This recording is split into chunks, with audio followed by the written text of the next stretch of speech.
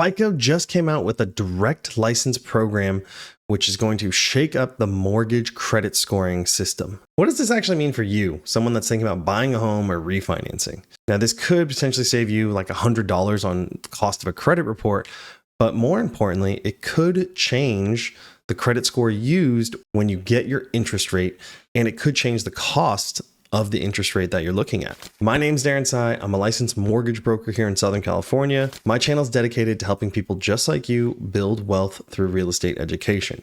And in this video, I'm sharing some news about credit scores and FICO and how it could potentially change your purchasing or refinance scenario. So on October 2nd, FICO launched a direct license program that lets tri-merge resellers calculate and deliver FICO mortgage scores directly to lenders, bypassing the credit bureaus and their markups. Now, if you don't know, there's three major credit bureaus that are used for mortgage reports: TransUnion, Equifax, and Experian. So right now, I would say the average cost for credit reports ranges from $75 to $200, depending on the mortgage professional you work with and the credit services that they use. Now, FICO's new program offers two price paths: a performance model, a $4.95 royalty per score, plus a $33 per borrower funded loan fee. So that adds up to about $100. So it doesn't really seem like there's a ton of savings there.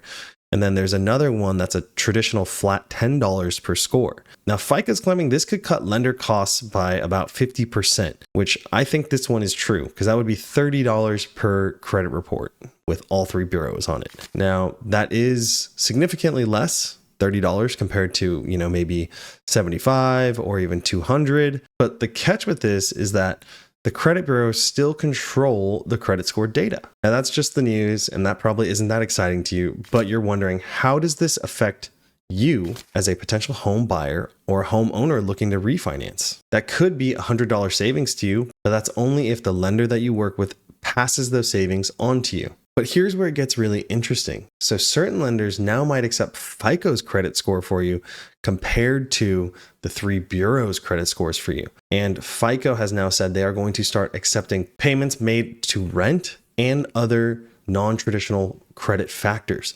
So if FICO is actually giving you a higher credit score based on things that these credit bureaus are not, you could see a higher credit score from FICO. Now, this will depend on the lenders that you work with and what credit scores they are going to allow and use. But this could be a big difference for you because there are multiple aspects when it comes to having a higher credit score and how that can benefit you in the mortgage process. Let's say you have mortgage insurance. The higher your credit score is, the cheaper that mortgage insurance will be. The higher your credit score is, typically the lower the cost will be for a specific interest rate. If you compare someone that has an 800 credit score compared to someone that has a 700 credit score, the person with the 700 credit score could be paying thousands more for the same interest rate as that person with the 800 credit score. Now, on top of that, if you are trying to qualify for a specific type of loan, like a conventional loan, they usually have a minimum credit score requirement. So this could completely change approvals and what types of loans people can qualify for. Now, you might be wondering, when does this actually go into effect? So this isn't even fully rolled out yet. This could take some time. We probably won't really see huge changes or even lenders accepting new models until 2026.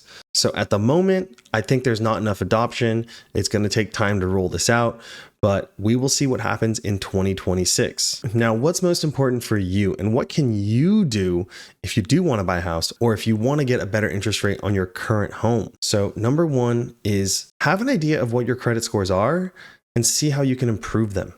Now, I'm going to share a link down below. It is to get a free credit report. You're allowed to get one free credit report every 12 months. I'm not associated with this. This is just a public service. And also make sure that you do opt out of being spammed. There's also a link down below to opt out pre-screen. You'll want to pick the 5-year electronic opt out.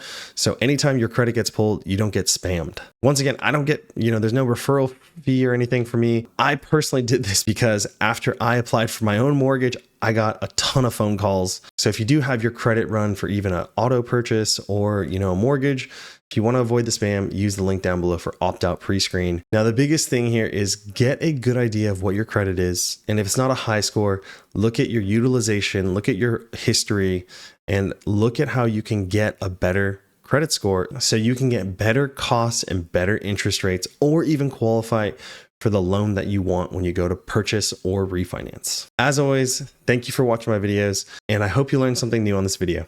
I'll see you on the next one.